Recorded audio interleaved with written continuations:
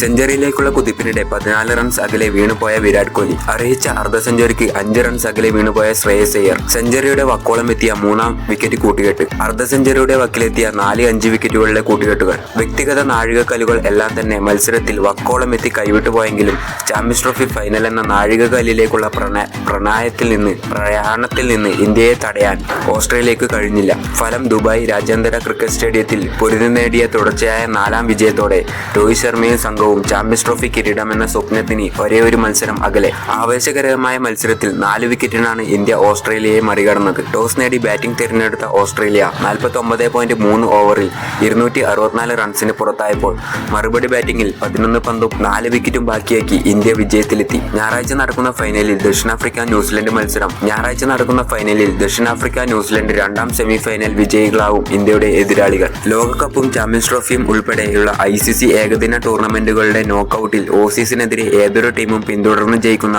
ഉയർന്ന സ്കോർ എന്ന സ്വന്തം റെക്കോർഡ് ഇതോടെ ഇന്ത്യ ഒന്നുകൂടി പുതുക്കി. 2011 ഏകദിന ലോകകപ്പ് ക്വാർട്ടറിൽ ഇന്ത്യ 261 റൺസ് പിന്തുടർന്ന് ജയിച്ചതാണ് ഓസീസിനെതിരെ നോക്കൌട്ടുകളിലെ ഉയർന്ന റൺ ചേസ്.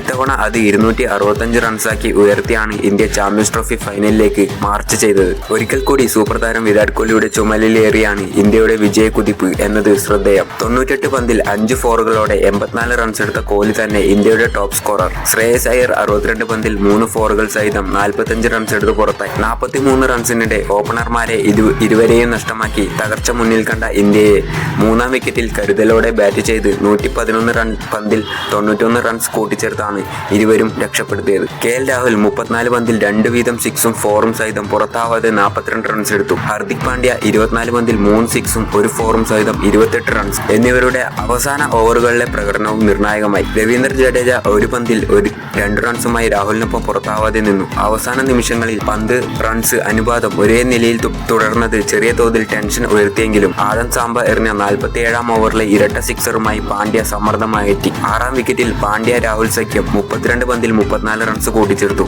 വിജയത്തിന് അരികെ പാണ്ഡ്യ പുറത്തായെങ്കിലും ജഡേജയെ സാക്ഷി നിർത്തി തകർപ്പൻ സിക്സറിലൂടെ രാഹുൽ തന്നെ വിജയ റൺ കുറിച്ചു.